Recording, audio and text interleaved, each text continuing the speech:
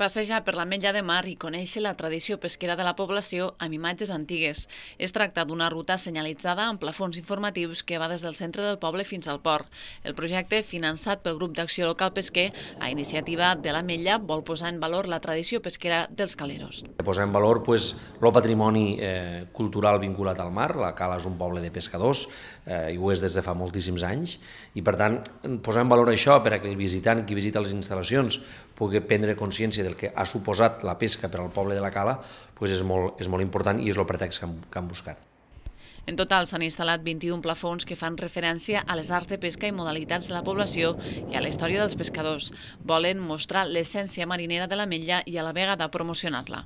Als plafons podem veure la història dels pescadors, de com sortien a la mar, de com pescaven, de com arribaven, que dels nens petits de casa ja anaven a pescar per portar peix a casa, de com els nàufrags, les famílies esperaven els nàufrags perquè hi havia gent que sortia a pescar i amb els temporals que hi havia morien a la mar.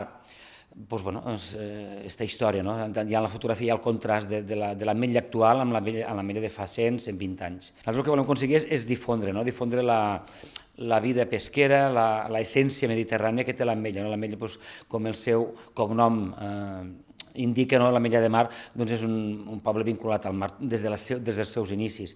El que volem mostrar és aquesta essència marinera i que l'Ametlla viu de cara al mar i promocionar la pesca, promocionar el peix i a partir d'aquí la promoció turística. També hi ha 3 plafons per a instagramers on es vol potenciar les vistes panoràmiques de l'Ametlla de Mar. 3 punts clau davant del port, dalt del port, on els instagramers, on els aficionats a la fotografia podran fotografiar i a partir d'aquí crearem totes unes sinergies amb les xarxes socials, amb concursos, per a que la gent fotografia la pesca actual, les barques del port més actual per a compartir les xarxes socials. La idea és ampliar el projecte i fer arribar els plafons informatius a punts atractius a fora del casc urbà.